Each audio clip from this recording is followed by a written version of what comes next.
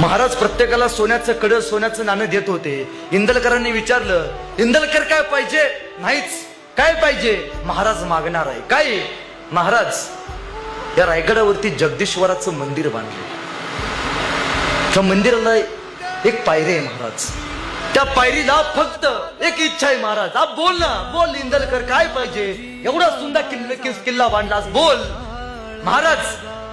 त्या पायरीला एक दगड लावायचा आहे महाराज, आणि त्या दगडावरती माझं नाव कोरायची अनुमती द्याल का हो महाराज? राजा म्हणले, अरे काय मागितलास? सोन्याचं घोडं, सोन्याचं नाणं, जमीन जुमला, बंगला नाही, मागून मागून काय? दगडावरती नाव कोरायची अनुमती। हा महाराज द्या की। का रे? अहो राज, दगडावरती माझं नाव करतो मी, असेल किंवा नसेल राज, जेव्हा जेव्हा तुम्ही जगदीश्वराच्या दर्शनाला याल तेव्हा तेव्हा तुमच्या पायाची धूळ या माझ्या पायरीच्या नावावरती सतत अभिषेक करत जाईल राज।